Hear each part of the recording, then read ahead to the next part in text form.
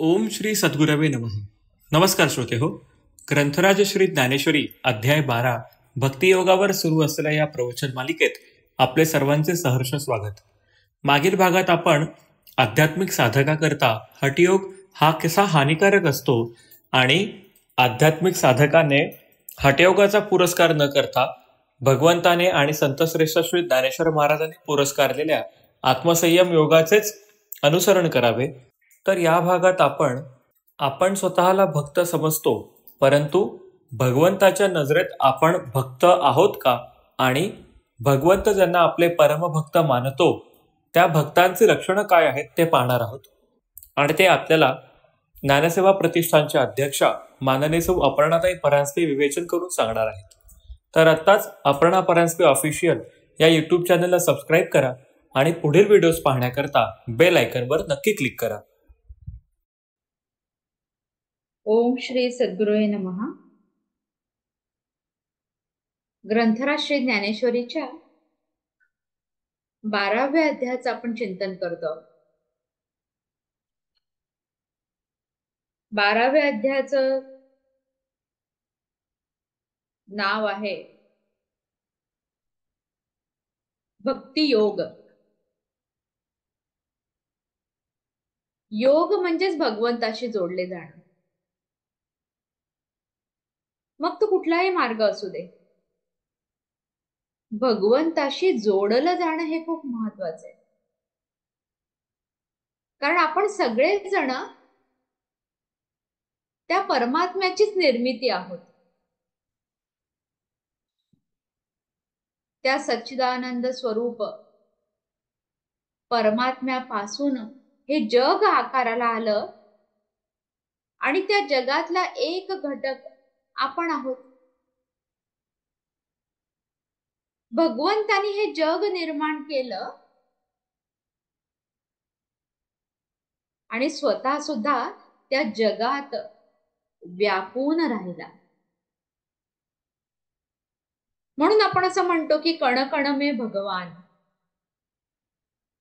चराचरातल्या प्रत्येक वस्तूमध्ये तो भगवंत आहे.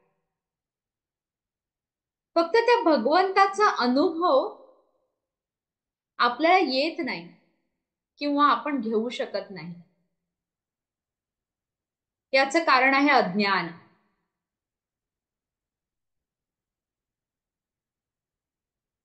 म्हणून जर भगवंताचा अनुभव यायला हवा असेल तर या अज्ञानाचा नाश व्हायला हवा. आणि अज्ञानाचा नाश कशाने होईल? तर ज्ञानाने.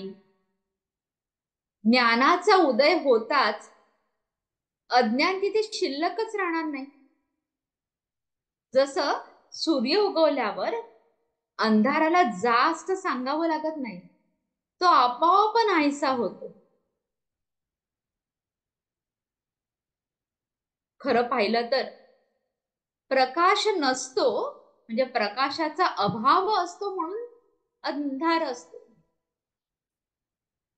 तसंच ज्ञानाचा अभाव असतो म्हणून अज्ञान असतं. एकदा का ते अज्ञान दूर झालं किंवा ज्ञानाचा उदय झाला, ज्ञानाचा उदय झाल्यावरच ते अज्ञान दूर होणार. म्हणून ज्ञानाचा उदय होणं महत्वाचं. आणि हा ज्ञानाचा उदय आपल्या प्रत्येकाच्या आयुष्यात करून देण्याचं कार्य ग्रंथराज श्री ज्ञानेश्वरी करते. ती ज्ञानाची ईश्वरी आहे आणि जे स्वतः ज्ञान स्वरूप आहेत किंवा ज्ञानाचा साठा आहेत, त्या ज्ञानदेवांनी ती ज्ञानेश्वरी सांगितली आहे आपल्या सर्वांसाठी. अध्यात्मात आपण सगळेजण येतो, अनेक जण असतात, अनेक जण याचे वाटसरू आपण आहोत. सगळेजण आपण जे निघालो आहोत ना, ती भगवंताची कृपा प्राप्त करण्यासाठी. त्याला नाव काही असू दे. एखादा म्हणेल आम्हाला मोक्ष मिळवायचा, एखादा म्हणेल मला आत्मसाक्षात्कार मिळवायचाय, एखाद्याला ते परमात्मा स्वरूपच होऊन जायचंय, एखादा अद्वैताचा साक्षात्कार हवाय. नाव किंवा संज्ञा जरी काहीही दिल्या तरी गंतव्य सगळ्यांचं एकच आहे, नाम भिन्न आहे. भक्त सुद्धा तिथेच पोहोचणार आहे, ज्ञानी सुद्धा तिथेच पोहोचणार आहे, योगी सुद्धा तिथेच पोहोचणार आहे, आणि कर्मयोगी सुद्धा तिथेच पोहोचणार. सगळ्याचं गंतव्य एकच आहे.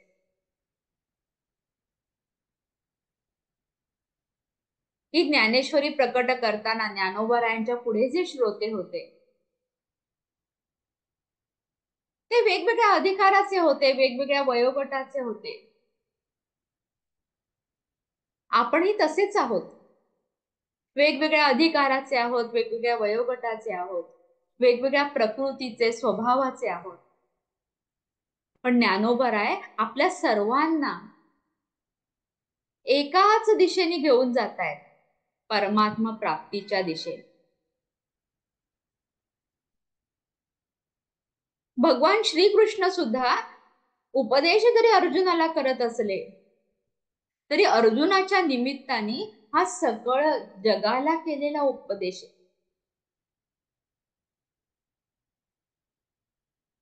म्हणून हा 12वा अध्याय विशेष महत्वाचा यासाठी आहे की यात सुरुवातीलाच 2 वेगवेगळ्या मार्गांचा उपदेश करून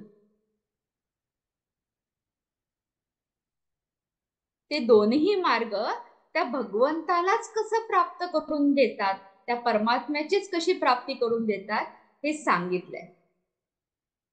आणि ज्ञानोबारायांनी तेच अधिक विवरून सांगितलंय. संत सुद्धा हाच उपदेश आपल्याला करतात. वेगवेगळ्या अधिकाराचे श्रोते साधक म्हणून अधिकार तैसा करू उपदेश. जरी हा अध्याय त्याला नाव भक्ती योग दिलेलं असलं तरी सगळ्यांनाच यातून आपापल्या मार्गाचं मार्गदर्शन मिळणार आहे. म्हणून सुरुवातीलाच आपण जर बघितलं या अध्यायाच्या तर योग मार्गाचं वर्णन आहे, कुंडलिनी योगाचं वर्णन आहे, हठयोगाचं वर्णन आहे, ज्ञान मार्गाचं वर्णन आहे, थोडा कर्म मार्गही सांगितलाय. आणि आता हा भक्ती मार्ग कसा आहे ते वर्णन करून ज्ञानोबाराय सांगतायत. गेल्या वेळेला आपण 6वा श्लोक पूर्ण केला होता आणि 7व्या श्लोकाला सुरुवात केली होती. 7व्या श्लोकाच्या पहिल्या 3 ओव्या आपण पाहिल्या.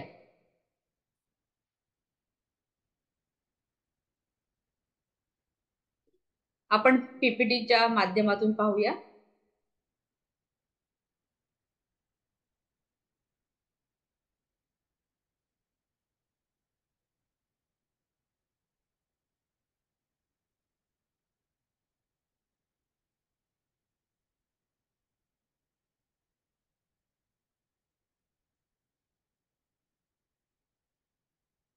सहाव्या श्लोकामध्ये भगवंतांनी सांगितलंय,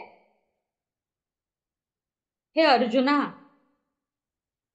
त्यालाच पार्थ म्हटलंय, जे सगुण भक्त सर्व कर्म मला अर्पण करून मतपर होऊन अनन्य भक्ती योगाने माझे ध्यान करतात, माझी उपासना करतात, त्याला जोडून पुढचा 7वा श्लोकाचा अर्थ आहे, ते माझ्या ठिकाणी ज्यांनी चित्त ठेवले आहे अशा त्या भक्तांचा अल्पकाळात जन्म मृत्यूरूपी संसार सागरातून मी उद्धार करणारा होतो.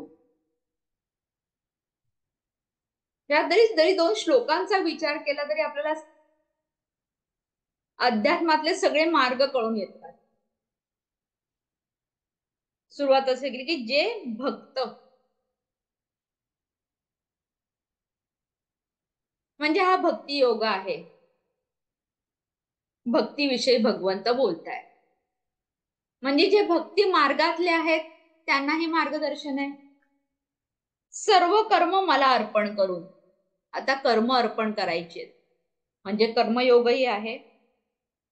आणि सांगितले मतपर होऊन, भगवंताशी एकरूप होऊन. भगवंताशी एकरूप कसं होता येतं? योगाने. म्हणून तो योग मार्गही आहे. असे जे माझे ध्यान करतात, योगामधली पण 2 अंग आहेत, एक हठयोगाचं आणि जे ज्ञानोबरायांनी किंवा भगवंतानी ज्याचा पुरस्कार केलाय तो भक्तियुक्त योग, त्यालाच कुंडलिनी योग म्हटलंय, त्याचंही वर्णन आलंय. अशा सगळ्यांचाच उद्धार भगवंत करतात. कशातून करतात? मृत्यू संसार सागरात. हा जन्म मृत्यू रूपी जो संसार आपल्याला प्राप्त झालाय ना, हा जणू महासागर आहे. आणि त्यात आपण सर्व साधक गटांगळ्या खातो, नाकातोंडात पाणी जातंय. कोणीतरी वाचवावं यातून आपल्याला, अशी उत्कट इच्छा आहे आपली. आणि अशा वेळेला आपल्या सगळ्यांचा उद्धार करता तो भगवंतच आहे. पण त्यासाठी त्याला शरण जायला हवं. आणि ते शरण कसं जावं, ती शरणागती कशी असायला हवी, ते भगवंत सांगतायत. या संसार सागरात पडल्यावर काही जण म्हणतात की आम्ही आमच्या बाहुबलावर हा सागर तरून जाऊ शकू. त्यांना अहंकार झालेला असतो. खूप प्रयत्न करतात की मी स्वसामर्थ्याने हा संसार सागर तरून जाईल,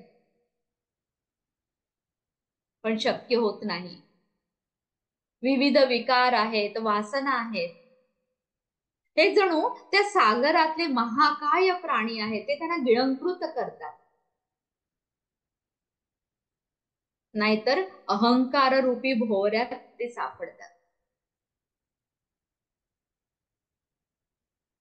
कुठे वेगवेगळ्या विकारांच्या लाटांच्या तडख्यामध्ये सापडून त्यांचा जीव गुदमरतो. मात्र हा महासागर कितीही भयानक असला तरी जे भगवंतावरील दृढ श्रद्धेने, विश्वासाने आणि निर्धाराने भगवंताची उपासना करतात, त्यांना या संसार सागरातून तारून नेणारा तो भगवंतच असतो. पण त्यासाठीची अट सांगितली भगवंताने की ऐसे अनन्य योगे विकले जीवे मने आंगे, तयाचे काही एक सांगे जे सर्व मी करी. की जे अनन्य योगाने जीव मने अंगे असं म्हटलंय, स्वतःला विकून टाकतात मला. गेल्या वेळेला आपण याचा विकणे ह्या शब्दाचा अर्थ बघतात. एखादी गोष्ट जेव्हा आपण विकून टाकतो तेव्हा त्याच्यावरचा आपला अधिकार सोडून देतो, ती आता आपली नाही. जेव्हा आपण आपल्या स्वतःला भगवंताला विकतो तेव्हा आता आपल्यावर आपला अधिकार नाही, आता त्या भगवंताचा अधिकार आहे. ही भावना दृढ व्हावी लागते. अशी जेव्हा भावना दृढ होते आणि भगवंताला सर्वस्वानी आपण समर्पित होतो, जीवे मने अंगे, आणि दुसरी गतीच आपल्याला ठाऊक नसते, अनन्य न अन्य, तेव्हा अशा भक्तांचं सर्व काही मी करतो असं भगवंत आपल्याला अभिवचन देत आहे. आणि मग 7व्या श्लोकाखाली म्हणताय, किंबहुना धनुर्धरा जो मातेची आहे उदरा, तो मातेचा सोयरा केतुला पा. प्रश्न विचारलाय खर तर भगवंतानी. अरे अर्जुना, जो मातेची आहे उदरा, जो आईच्या उदरी जन्माला येतो, तो काय मातेचा सोयरा असतो? गेल्या वेळेला सोयरा या शब्दाचा अर्थ आपण पाहिला. आपल्याला असं वाटतं सोयरे म्हणजे आपले जवळचे, ते जवळचे नंतर होतात. सोयरी केव्हा जुळते? जेव्हा 2 घरांमध्ये लग्नाचे संबंध प्रस्थापित होतात तेव्हा एका घरातली वधू दुसऱ्या घरातला वर, किंवा उलट वर किंवा वधू, त्यांचा जेव्हा विवाह होतो तेव्हा ते दोन कुटुंब एकमेकांचे सोयरे होतात. आधी नसतात, आधी परके असतात, पण नंतर सोयरे होतात. मात्र जे मूल आईच्या उदरी जन्माला येतं ते काय आईचं सोयरं असतं का? ते आईचं आपलं असतं. केतूला पा, ते काय सोयरं असतं? असा प्रश्न विचारलाय. तेवी मी तया जैसे असती तैसिया, कळी काळ नोकोनिया घेतीला पट्टा. तसा मी तया म्हणजे त्या भक्तांना. कोणते भक्त? जे 82व्या ओवीत ज्यांचं वर्णन आलंय ना, ते भक्त ज्यांनी सर्वस्व मला विकलं आहे, अशा भक्तांसाठी ते जसे असतील तसे. कळी काळ नोकोनिया, नोकोनिया म्हणजे जिंकून, कळी काळाला जिंकून मी त्यांचा कैवार घेतला पट्टा. आणि मग माझे भक्त कसे असतात त्याचं वर्णन भगवंत करताय. एरवी तरी माझ्या भक्ता आणि संसाराची चिंता, काय समर्थाची कांता कोरांना मागे. अरे अर्जुना, एरवी जरी पाहिलं तर माझ्या भक्ताला आणि संसाराची चिंता कधी असेल का? या प्रश्नातच एक उत्तर दडलंय की जे भगवंताचे भक्त असतात त्यांना संसाराची चिंता नसते. आणि म्हणून गेल्या वेळेला आपण असा विचार केला होता की जर आपल्याला संसाराची चिंता असेल तर आपण भगवंताचे भक्त नाही. कारण भगवंताचंच हे विधान आहे, एरवी तरी माझ्या भक्त आणि संसाराची चिंता, की माझ्या भक्तांना आणि संसाराची चिंता असूच शकत नाही असं भगवंताला सांगायचंय. काय समर्थाची कांता कोरांना मागे. राजाची पत्नी काही भिक्षा मागेल का हो? राजाच्या पत्नीला काय कमी आहे? सगळं काही आहे तिच्याकडे, ती कशाला कोरांना मागेल? तसं माझ्या भक्तांना काय कमी आहे? त्यांना संसाराची चिंता कशाला पडेल? किंबहुना हे लक्षण आहे भगवंताच्या भक्तांचं. जे भगवंताचे भक्त असतात त्यांना संसाराची चिंता कधीच वाटत नाही. म्हणून कुठल्याही संतांना संसाराची चिंता पडली असं आपण ऐकलंय का हो? ज्ञानोबारायांच्या वाट्याला जे जीवन आलं आपल्याला ते दुःखाचं वाटतं, पण ज्ञानोबारायांना कधी चिंता पडली का हो? नाही. तुकोबारायांना कधी चिंता पडली? नाही. एकनाथ महाराजांना कधी चिंता पडली? नाही. कुठल्याच संतांना संसाराची चिंता पडलीच नाही. कारण त्यांनी एक धेटलं, वाहू हा संसार देवापायी. त्यांनी आपला संसारच देवाच्या पायी वाहून टाकला, तर मग त्यांना कशाची चिंता वाटणार? म्हणून आपणही आपला संसार देवाच्या पायी वाहून टाकावा. एकदा वाहून टाकलाय ना, मग त्याचा विचार करायचा नाही. एखादी गोष्टी दिली ना, आता पुन्हा त्याचा विचार नाही, मग चिंताही वाटत नाही.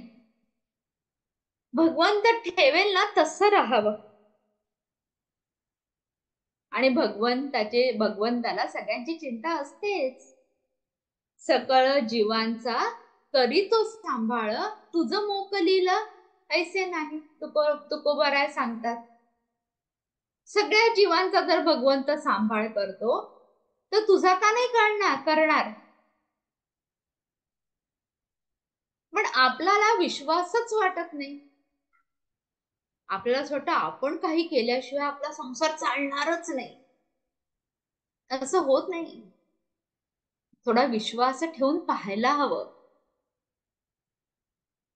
तितका टोकाचा विश्वास, श्रद्धा असायला हवी.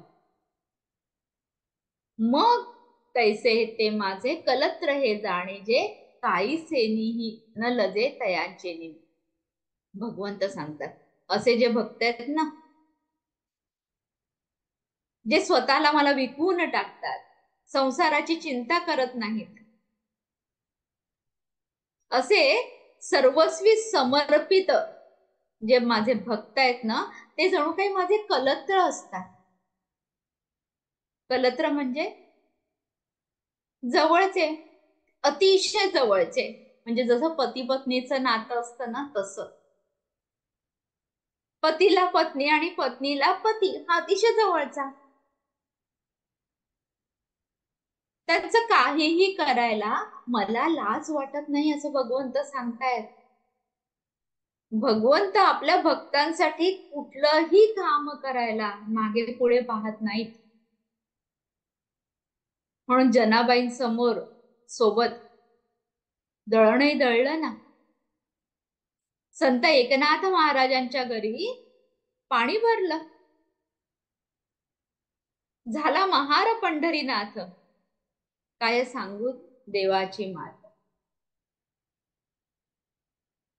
महार सुद्धा झाला भक्तांसाठी. इथे महाराज जातीवाचक शब्द नाही, टोकाचा कमीपणा घेतलाय आपल्या भक्तांची सेवा करण्यासाठी.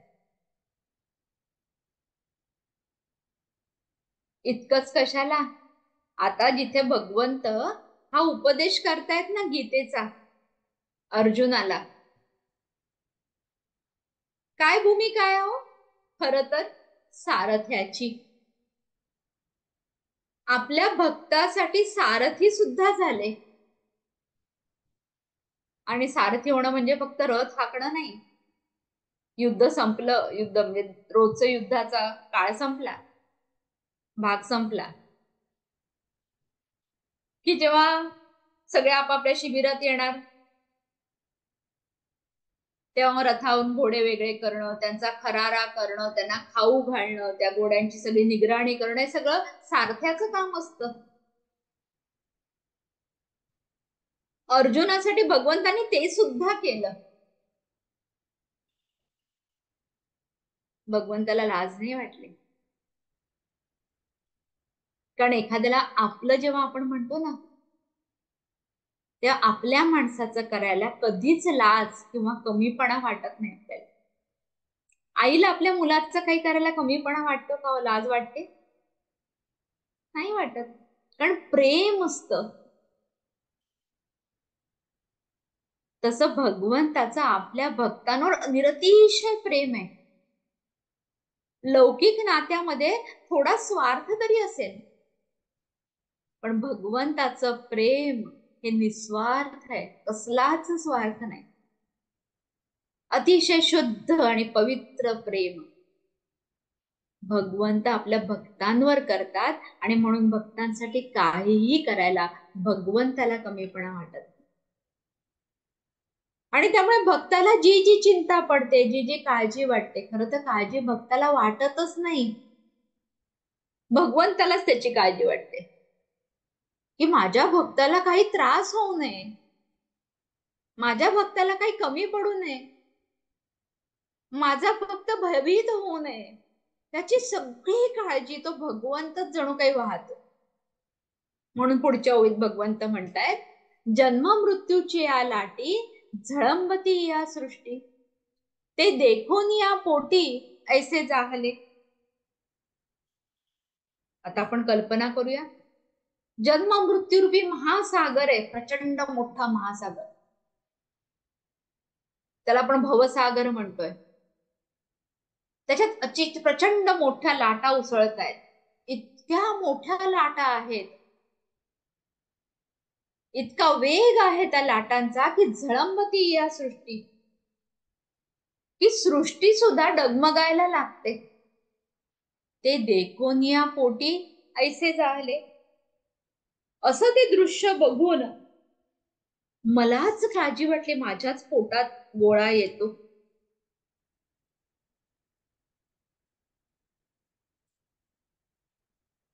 आपण म्हणतो माझ्या पोटात कालवा कालव झाली, की या जन्म मृत्यू रूपी लाटांमध्ये ही सृष्टी अख्खी कंपायमान झाली आहे, गटांगळ्या खाते आहे. ते पाहून माझ्या पोटात कसं तरी झालं. भवसिंधूचेनी माझे कवणासी दाखवून उपजे. येथ जरी की माझे बिहती जन. या संसार भवसिंधू, भवसिंधू म्हणजे हा संसार, सिंधू म्हणजे सागर, भव म्हणजे संसार. हा संसार रूपी सागराच्या भरती नाही. हाती मुळात हा संसार रूपी सागर महाभयंकर आहे. शिवाय त्याला भरती आली. भरतीच्या लाटा आपल्याला माहिती आहेत, अतिशय वेगाने उसळतात. त्या लाटा पाहून कवणासी धाकून उपजे. कोणाला भीती वाटणार नाही. त्याचा अर्थ सगळ्यांनाच भीती वाटेल. ते तर जरी की माझे विहती जन. हा माझे शब्द खूप महत्वाचा आहे. त्यामुळे या संसार सागरात त्यामध्ये उसळणाऱ्या लाटा पाहून माझे बिहती जन, जे माझे आहेत ना, ते कदाचित भीतील. बिहती म्हणजे घाबरतील. म्हणजे संसार सागरात अनेक जण गटांगळ्या खातात. अख्खी सृष्टी जिथे गटांगळ्या खाते, त्या सृष्टीमध्ये कितीतरी जीव जंतू असतील. आपल्याला माहिती आहे लोकसंख्या किती आहे. एवढे सगळेजण कल्पना गटांगळ्या खात आहेत त्या भवसागरामध्ये. त्यात भरतीची वेळ आहे, मोठमोठ्या लाटा उसळत आहेत, त्या लाटांच्या थपडा बसतायत. ते सगळं दृश्य पाहून कोणाला भीती नाही वाटणार. पण भगवंत कोणाचा विचार करतायत. ते जरी की माझे बिहती जन, त्यात माझे जे आहेत ना ते घाबरतील ना. भगवंत माझे कोणाला म्हणतायत. त्यांच्यावर, भगवंतावर निस्सीम निस्वार्थ निरपेक्ष प्रेम करणाऱ्या भक्तांना म्हणतात. असे माझे भक्त घाबरतील ना. म्हणून भगवंत काय करतात. म्हणवनी गा पांडवा मूर्तीचा मेळावा, करून या तयांच्या गावात धावतू आलो.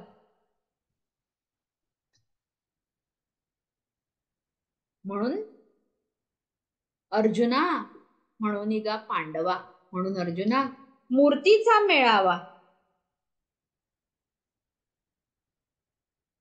मूर्ती म्हणजे इथे अवतार. भगवंत म्हणतायत मी वेगवेगळे अवतार घेऊन त्यांच्यासाठी धावत आलो. तयांच्या गावा धावत आलो. म्हणजे ते जिथे असतील त्यांना तिथून तारण्यासाठी धावत आलो. आरामात चालत नाही आलेत भगवंत. ज्ञानोबारायाने प्रत्येक क्रियापद जाणीवपूर्वक वापरले. त्या धावतू आलो या क्रियापदामध्ये भगवंताला आपल्या भक्तांबद्दल वाटणार प्रेम, त्यांची वाटणारी चिंता, ही सगळी दिसून येते. त्यांच्याविषयी असणारी तळमळ. म्हणून माझे भक्त आता संकटात आहेत, माझे भक्त घाबरले आहेत, हे पाहून एक नाही अवतार घेतला, अनेक अवतार. म्हणून मूर्तींचा मेळावा, अनेक वचनी शब्द. अनेक अवतार घेऊन मी धावत आलो. भगवंताने धावत यावं.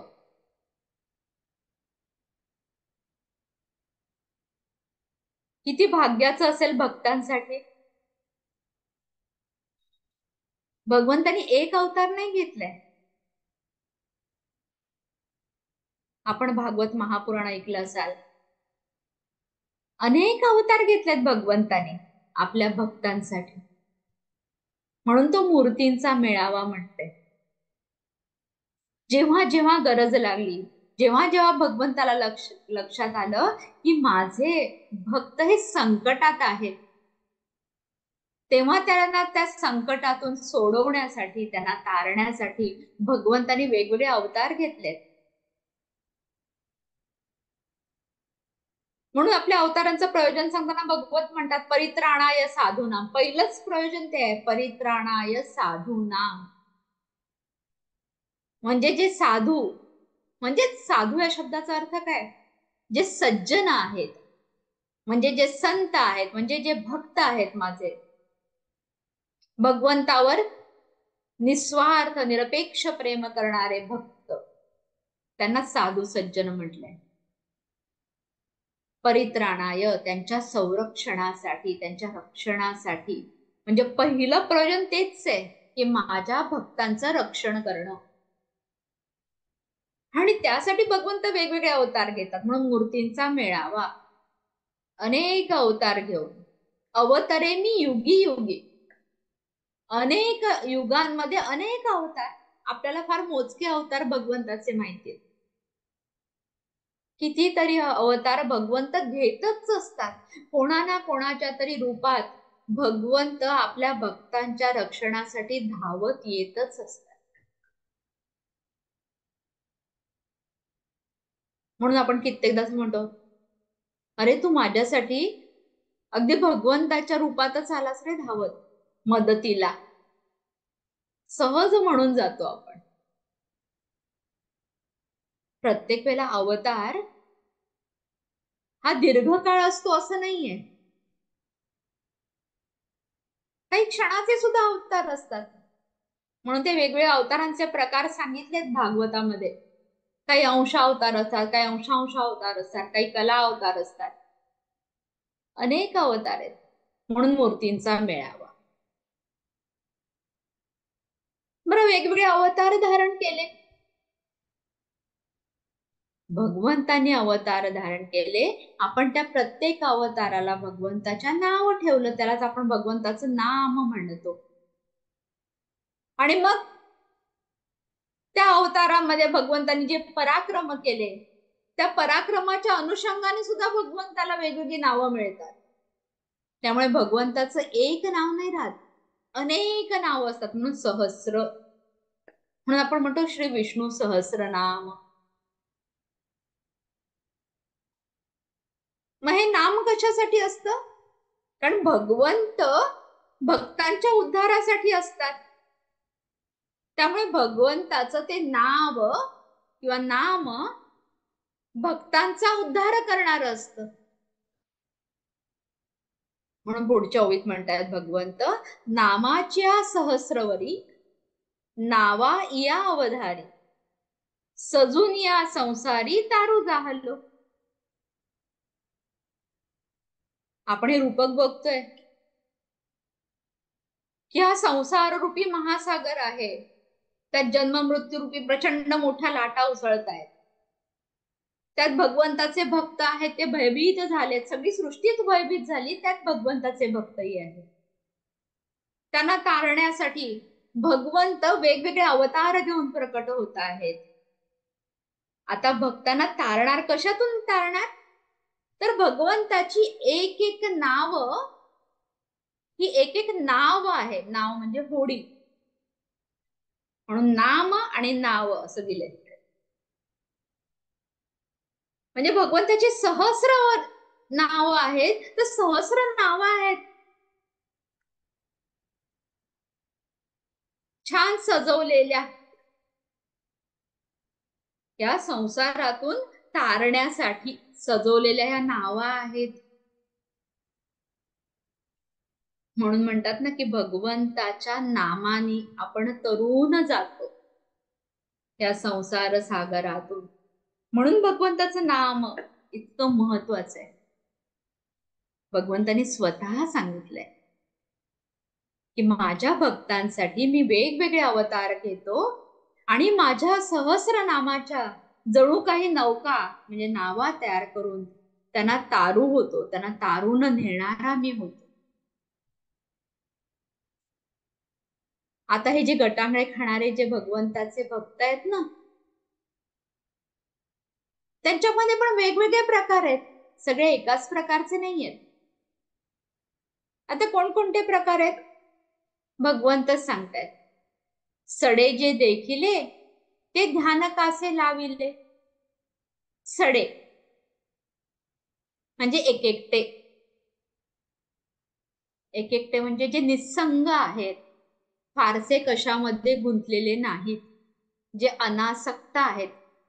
काही जण मुळात जन्माला येतात त्यांच्याकडे अनासक्ती असते. आता स्वामी विवेकानंदांचं उदाहरण आपण घेऊ. जन्मतःच काही गुण स्वामीजींजवळ होते. एक तर भगवंत कसा आहे त्याला पाहता येईल का, कोणी मला भगवंत दाखवेल का, अशी ओढ त्यांना लहानपणापासून होती. निर्भय होते.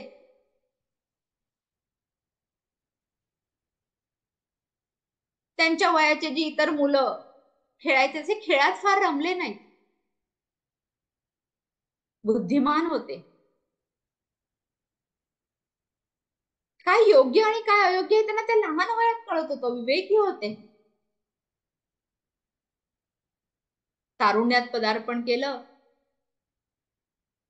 तरी विषयांच्या आहारी गेले नाही. म्हणजे वैराग्यही होत. कशात गुंतले नाहीत फारसे. असे जे असतात ना ते सडे. म्हणजे त्यांच्याकडे वैराग्य उपजत असतं, विवेक उपजत असतो, कारण पूर्वजन्मीची साधना असते. पूर्वजन्मीच्या साधनेचा साठा ते घेऊनच चाललेले असतात. बरोबर. पूर्वजन्मीचं बाकी आपण काहीच आणू शकत नाही, मात्र पूर्वजन्मीची साधना मात्र आपण बरोबर घेऊन येतो. म्हणून साधना महत्वाची असते. देह सोडतो तेव्हा सुद्धा काहीच बरोबर घेऊन जात नाही आपण. आयुष्यभर या देहासाठी झिजलेलो असतो. देहाचं चांगलं व्हावं म्हणून, देह चांगला राहावा म्हणून, आणि या देहाशी संबंधित जे जे आहेत मुलं, नातवंड, पती पत्नी, जे कोणी असतील, नाती, त्यांच्यासाठी जगलेलो असतो. पण सगळं काही इथेच सोडून जावं लागतं. अगदी देह सुद्धा इथे सोडून जावा लागतो. परंतु या देहात असताना केलेली साधना फक्त आपल्या बरोबर येते पुढच्या जन्मी. त्यामुळे काही जण हे साधनेचं चांगलं भांडवल घेऊन जन्माला आलेली असतात. त्यामुळे उपजत ह्या सगळ्या वृत्ती त्यांच्याकडे असतात. ते अनासक्त असतात. त्यांना म्हटले सडे. सडे जे देखील म्हणजे त्यांची आधीच तयारी झालेली आहे.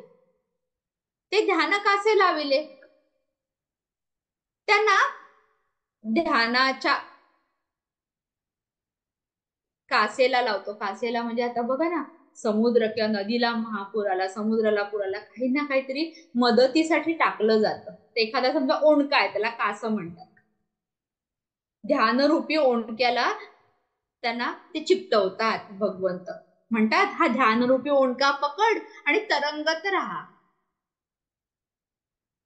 म्हणजे त्यांना सहज ध्यान लागतं. आणि त्या ध्यानामध्ये भगवंताची कृपा प्राप्त होते. म्हणून त्यांना ध्यानरूपी ओंडका देतात, कासेला लावतात. परिग्रही घातले तरी यावरी. परिग्रही म्हणजे गृहस्थाश्रमी जे आहेत, ज्यांनी परिग्रह केलेला आहे, म्हणजे कशामध्ये तरी काहीतरी जोडलेलं आहे, साठवलेलं आहे. म्हणजे जे आसक्त आहे, म्हणजे जे अजून पूर्णपणे अनासक्त झालेले नाही, म्हणजे गृहस्थाश्रमी म्हणजे आपल्यासारखे. पण अजून आपण भक्त आहोत की नाही शंका आहे. कारण भगवंताने सांगितले माझ्या भक्त आणि संसाराची चिंता. माझ्या भक्तांना संसाराची चिंता नसते. जर आपल्याला संसाराची चिंता असेल तर आपण भगवंताचे भक्त नाही. म्हणजे आपण संत म्हणू. संत आहेत आणि जे गृहस्थाश्रमी आहेत. परिग्रही घातले तरी यावरी. त्यांना तरण्यासाठी बोटीत घातलं, एखाद्या छोट्या नावेत घातलं. म्हणजे काही ना ध्यानरूपी ओंडका दिला पकडून. जे गृहस्थाश्रमी आहेत त्यांना नावेत घेतलं. प्रेमाची पेटी बांधली एकाची पोटी. काही भगवंतावर निस्सीम प्रेम करणारे आहेत, त्यांच्या पोटाला प्रेमाची पेटी बांधली. आता स्विमिंग शिकायला जातात तेव्हा ती अशी डमरू सारखी पेटी असते, पोटाला बांधतात. त्याने आपण सहज पाण्यामध्ये पोहता येत नसेल तरी तरंगतो. तशी भगवंताच्या प्रेमाची पेटीच त्यांच्या पोटाला बांधली. त्या भगवंतावरील प्रेमाने ते तरंगतात तेवढ्या महासागरात. आणि असं करून त्या सगळ्यांना, त्या तिघांना सुद्धा, ज्यांना ओंडका दिलेला आहे, ज्यांना नावेत घेतलेला आहे, ज्यांच्या पोटाला प्रेमाची पेटी बांधलेली आहे, त्या सगळ्यांना मग आणले तटी सायुज्याच्या. म्हणजे त्या तीनही प्रकारच्या भक्तांना शेवटी काय मिळतं? सायुज्य.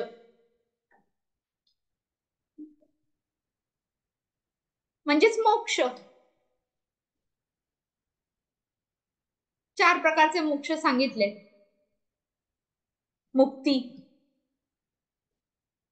सलोक मुक्ती म्हणजे भगवंताच्या लोकात राहायला मिळतं. समीप मुक्ती म्हणजे भगवंताच्या जवळ राहता येत.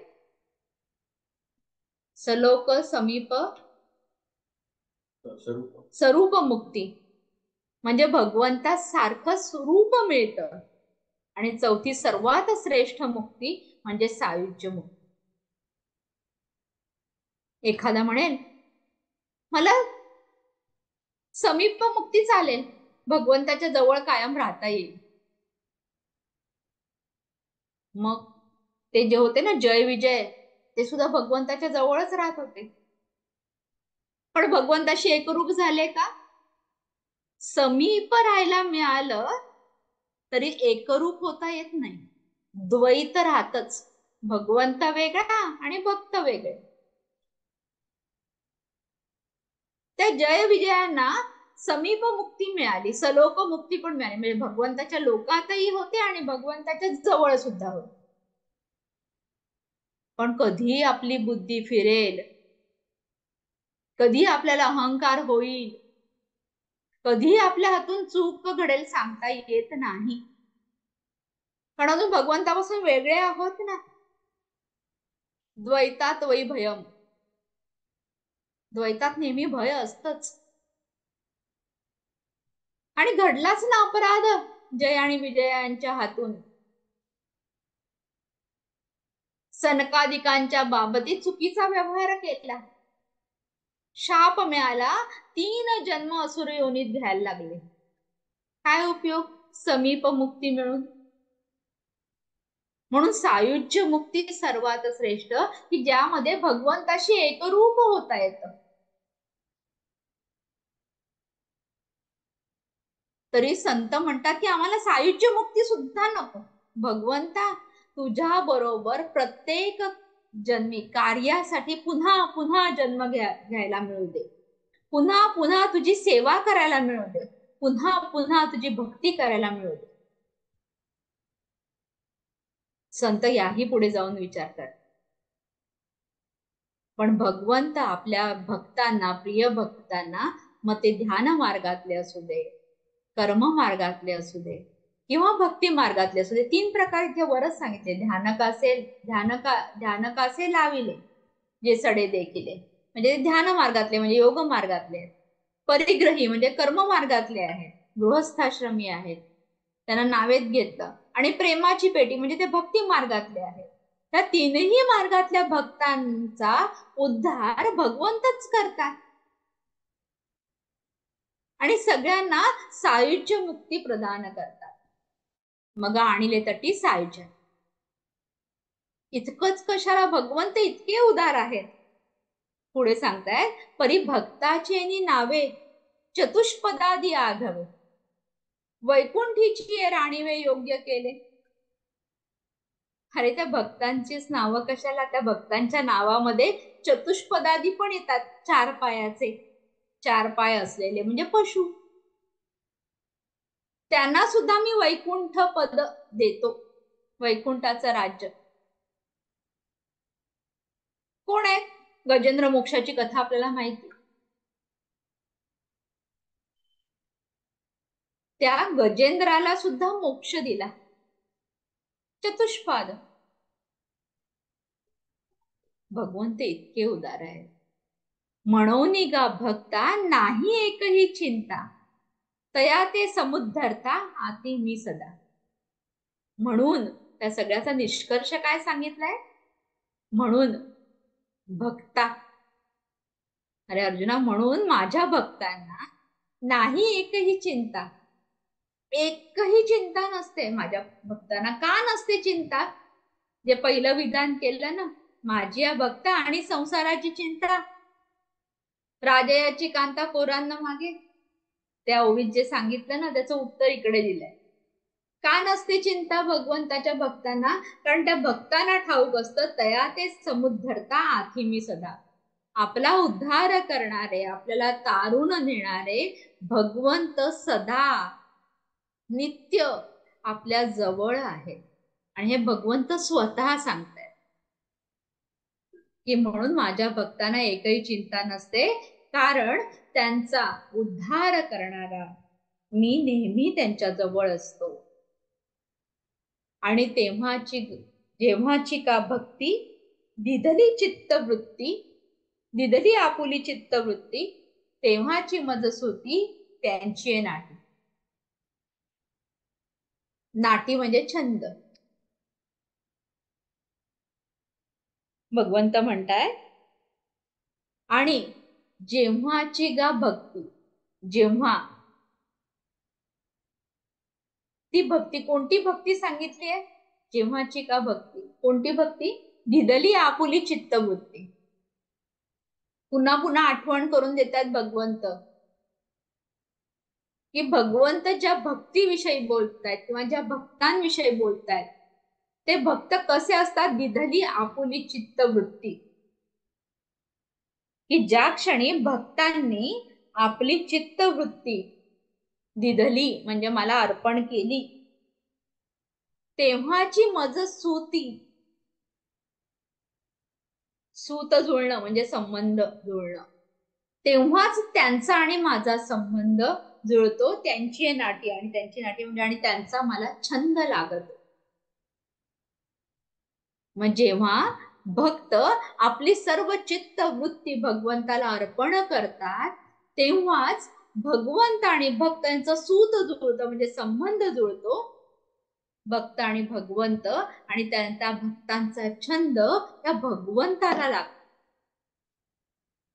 भक्ताला भगवंताचा छंद लागणं यात काही नवल नाही, पण भगवंताला भक्ताचा छंद लागणं हे श्रेष्ठ गोष्ट आहे, ही भाग्याची गोष्ट आहे. कधी लागतो भगवंताला भक्ताचा छंद? जेव्हा भक्त आपल्या सर्व चित्त वृत्ती त्या भगवंताच्या ठिकाणी अर्पण करतात. भगवंताचा आणि आपला सूत म्हणजे संबंध कधी जुळला जाईल? जेव्हा आपण आपल्या सर्व चित्त वृत्ती त्या भगवंताला अर्पण करू तेव्हा. जर अजून आपण केल्या नसतील आपल्या चित्तवृत्ती भगवंताला अर्पण, त्या अर्थी आपला अजून भक्त आणि भगवंत असा संबंध जुळलेला नाही. आपण समजतोय जुळलाय, पण भगवंताने अजून त्या सुताचा म्हणजे संबंधाचा स्वीकार केलेला नाही. ज्या क्षणी भगवंत हा हा हा माझा भक्त आहे असं म्हणतात ना, तेव्हा तो संबंध जुळला असं म्हणता येईल. आणि तेव्हा त्या भक्ताचा छंद त्या भगवंताला लागतो. एवढं सगळं सांगितल्यावर आता हा एक धडा दिला आणि अर्जुनाला तर त्याचं तात्पर्य सांगतायत. या कारणे का भक्त राया, म्हणतायत अर्जुनाला, भक्तांचा राजा हा मंत्र तुवा धनंजया. धनंजय म्हणजे अर्जुन. अर्जुना, मी तुला हा मंत्र देतो, शिकीजे जे यया मार्गापती जे. हे तू शिक, लक्षात घे, किंवा या मार्गाचं आचरण कर, आणि मग मला भज.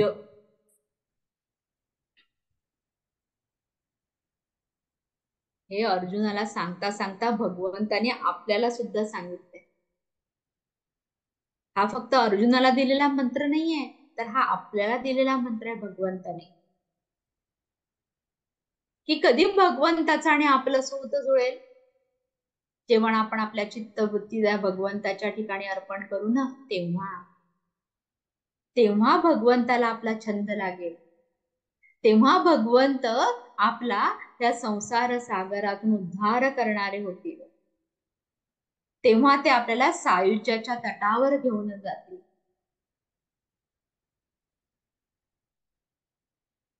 यासाठी एकच करायचंय, आपल्याला आपल्या सगळं चित्त वृत्ती, चित्त म्हणजे काय आहे, मन बुद्धी, हे सगळं काही जे आहे ना, जे आपण माझं माझं म्हणतो, जे जे म्हणून आपण माझं म्हणतो ना, ते ते ते सगळं भगवंताला अर्पण करायचं, विकून टाकायचं, समर्पित करायचं. आणि एकदा विकून टाकलं, समर्पित केलं, की पुन्हा त्याच्यावर आपला अधिकार दाखवायचा नाही.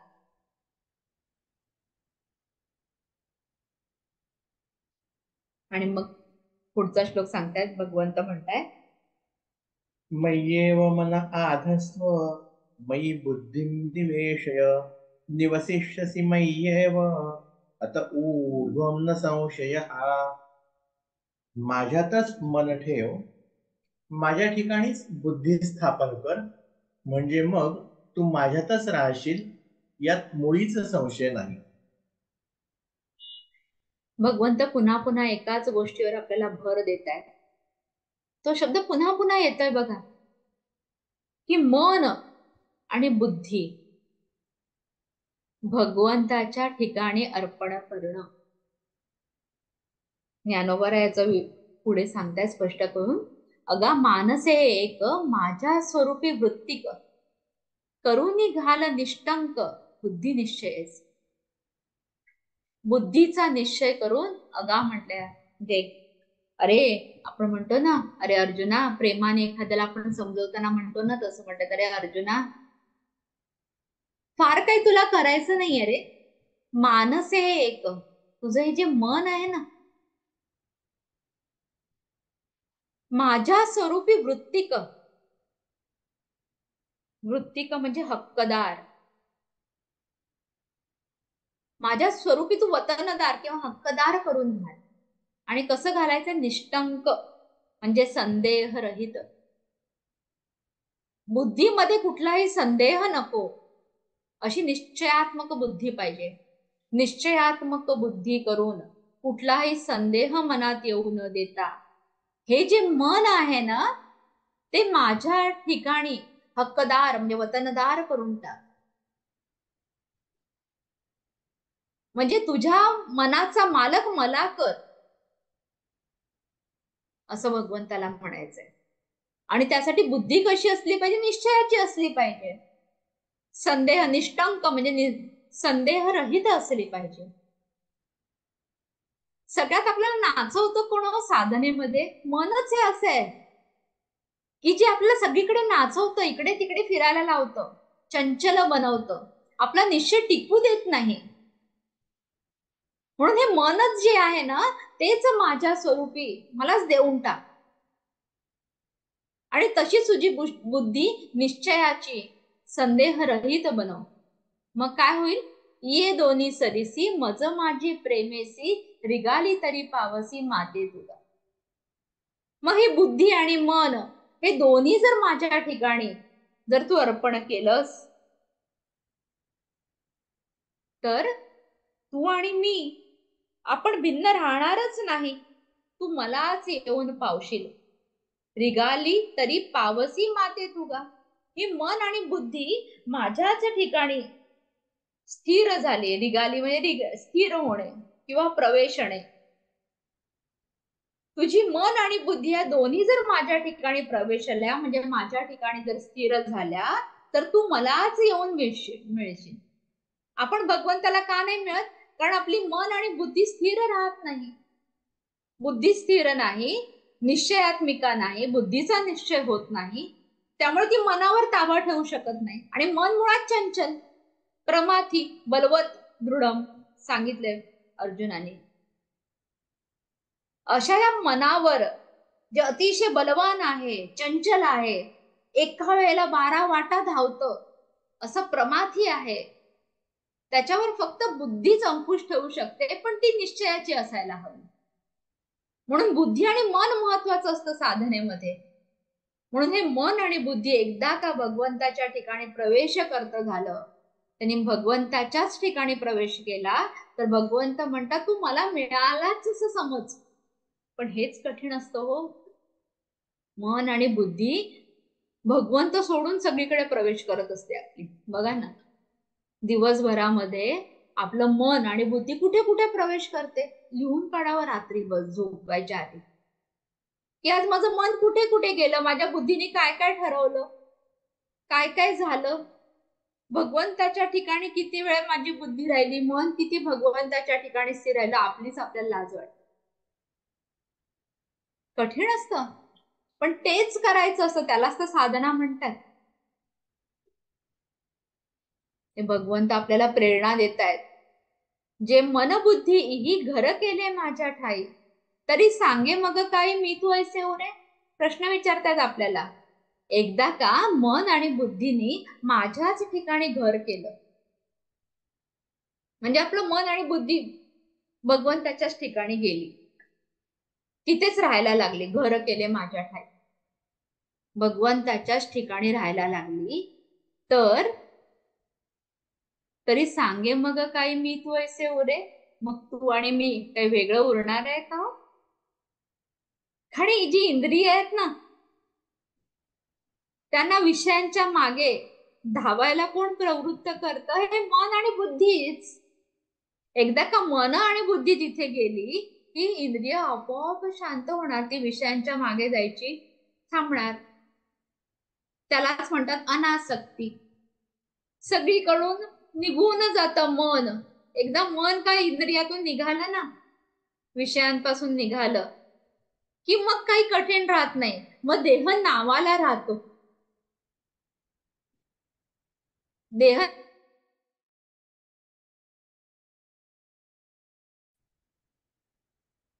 जो अनुभव अर्जुनाने 18व्या अध्यायात घेतला. हृदया हृदय एक झाले, ये हृदयीचे ते हृदय घातले, द्वैत न मोडता केले आपण ऐसे. अर्जुना, भगवंताने केलं ना असं, अर्जुनाला हा अनुभव दिला. तसे एकदा का आपली मन बुद्धी भगवंताच्या ठिकाणी राहायला गेले की इंद्रिय आपोआप शांत होतात. मग देहबुद्धी नाहीशी होते, ती करावी लागत नाही, आपोआप नाहीशी होते. ते सगळं काही ईश्वराच्याच ठिकाणी स्थिर होतं. मग हा देह नावाला राहतो प्रारब्धापुरता. जोपर्यंत प्रारब्ध आहे तोपर्यंत शिल्लक राहतो, प्रारब्ध संपलं की गळून पडतो. भगवंत आणि तो साधक वेगळा राहतच नाही. दिसायला वेगळे पण असायला एक. त्याला जीवनमुक्त असं म्हणतात. मी तू ऐसे उरे. मग उदाहरण दिले समजवण्यासाठी ज्ञानोबरायांनी. म्हणून दीप पालवे, सवेची तेज मालवे, का रविबिंबा सवे प्रकाशो जाय. म्हणून दीप पालवे, पालवे म्हणजे वाऱ्याने. वाऱ्याने दिवा भिजला की तेज पण नाहीस होत. रविबिंबा सवे प्रकाश उदय, सूर्य नाहीसा झाला की प्रकाशही नाहीसा होतो. तसंच मन आणि बुद्धी एकदा का भगवंताच्या ठिकाणी गेली किंवा बाकी सगळं बाकी काही उरतच नाही. मग ती मन बुद्धी भगवंताच्या ठिकाणी प्रवेश करते, म्हणजेच आत्मस्वरूपी स्थिर होते. दिव्याच्या उजेड्यात किंवा सूर्यप्रकाशात आपल्याला सगळ्या वस्तू दिसतात. कशामुळे दिसतात? त्या प्रकाशामुळे दिसतात किंवा रवी किरणामुळे दिसतात. ती रवी किरण नाहीशी झाली, तो दिवा मालवला गेला की काही दिसणार आहे का? तसं मन बुद्धी बहिर्मुख असतं, म्हणून आपल्याला हे सगळं जग दिसत असतं, जगातल्या वस्तू दिसत असतात, हे द्वैत दिसत असतं. पण एकदा का मन आणि बुद्धी भगवंताच्या ठिकाणी स्थिर झाली की मग हे द्वैत दिसणार आहे का? हे जग दिसणार आहे का? ते आपोआप नाहीस होईल आणि मन आणि बुद्धी ही आत्मस्वरूपी स्थिर राहील. एवढा सगळा अभिप्राय या 2 ओळ्यांचा आहे. उचललेल्या प्राणासरीची इंद्रिये निगती जैसी, तैसा मनोबुद्धीपाशी अहंकारू ये. अजून एक उदाहरण दिलं. कसं असतं, एकदा का देहातून प्राण निघून गेला तर इंद्रिय सुद्धा जातातच ना त्याच्या मागे, म्हणजे इंद्रिय सुद्धा निष्क्रिय होतात. आता देहातला प्राण गेल्यावर इंद्रिय कार्य करू शकतील का हो? नाही करू शकणार. तसंच मन आणि बुद्धी जर एकदा भगवंताजवळ गेली की अहंकार थोडे वेगळा काम करणार आहे. तर अहंकार कोणाच्या आधाराने असतो? मन आणि बुद्धीच्या आधाराने. मन आणि बुद्धी जर भगवंताकडे स्थिरावली तर अहंकार पण आपोआप नाहीसा होईल. म्हणजे तो भगवंताच्या ठिकाणी समर्पित होऊन जाईल. मग अहंकारामुळे तर हे द्वैत असतं. एकदा अहंकार नष्ट झाला तर हे द्वैत उरणारच नाही. अद्वैत म्हणजे भगवंत आणि भक्त वेगळा राहणारच नाही. म्हणून माझ्या स्वरूपी मन बुद्धी ये निक्षेपी, येतुलेनी सर्वव्यापी मीच होशी. म्हणून अर्जुना, माझ्या या स्वरूपात मन आणि बुद्धी अगदी निश्चयाने तू स्थिर केलीस ना, तर मीच सर्वव्यापी मीची होशी. कारण तो भक्त आता भगवंताशी एकरूप झाला आणि भगवंत कसा आहे? सर्वव्यापी आहे. म्हणून भक्त सुद्धा सर्वव्यापी होतो. यया बोला काही अनारिसे नाही, आपली आण पाही वाहतू असेगा. भगवंत अर्जुनाला किती सांगते समजून, अरे या बोला काही, हे मी जे तुला सांगतोय ना, अनारिसे नाही, यामध्ये अतिशयोक्ती नाही किंवा यापेक्षा वेगळं काहीच नाही. आपली आण पाही वाहतू असे का, मी शपथ घेऊन तुला सांगतो. आण वाहण.